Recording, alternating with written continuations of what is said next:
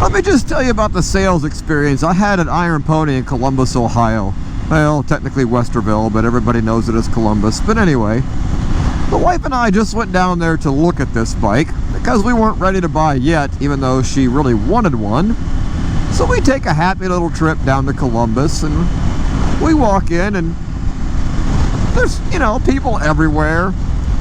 It's a Saturday if memory serves, and she checks out the bike, and we both honestly like the white better than the red or the black, but it's kind of weird. Both of our color choices in this bike match. We both like white best, black second best, and red neither one of us liked at all.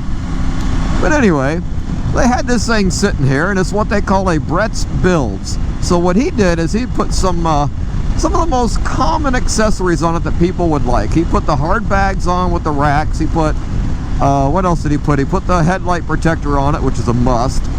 He put a set of I guess fork sliders, if that's what you want to call it, through the front forks.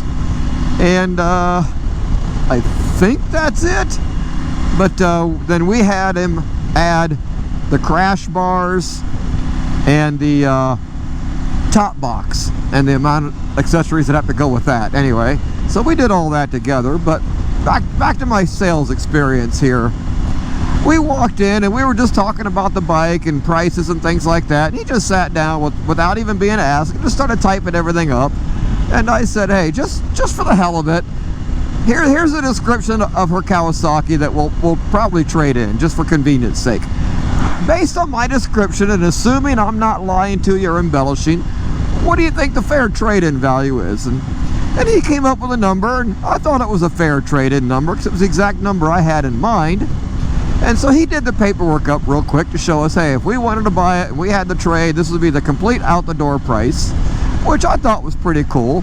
Still, absolutely no pressure. But while we were sitting there talking to him about it, you know, the wife and I were saying, well, we're just kind of looking today. I don't think we're really ready to buy yet, but what's it look like as far as, you know, if we wanted to get the white one per se, how long are we looking? And he's like, I'm honestly not sure right now. With the way the world's going and the supply chain problem, it could be late spring, middle summer before we see another one. I'm like, oh, wow. And then while we're talking, another salesman comes up, and there was another gentleman there that was a cash buyer for this bike. And he's like, well, you know, these folks were here first. And I'm like, well, I get it. You got a cash buyer. We're not ready to buy yet. So no harm, no foul. I said, I really wanted to go over to this other dealership and have her check out the GS850 to see if maybe she liked it better just by sitting on it. And so he's like, well, how long are we talking? I'm like, well, you know, the dealership's just, you know, 15 minutes down the road, so let's say 1 or 2 hours at the most. He's like, no problem, go look at it, let me know, give me a call. I was shocked. He's got a cash buyer there right then, right there, and I'm not committed yet to buying this bike. And he's willing to wait an hour or two for us to go to a different dealership and look at a different bike and then just give him the courtesy of a call back. That floored me. I never expected a dealership to act like that. So we went ahead and left. We went to the other dealership, and believe it or not, they didn't have hardly any bikes there at all. They had no GS 850s or 750s. They did have this GT Pro in red, and even seeing it in person, both of us just didn't care for the red.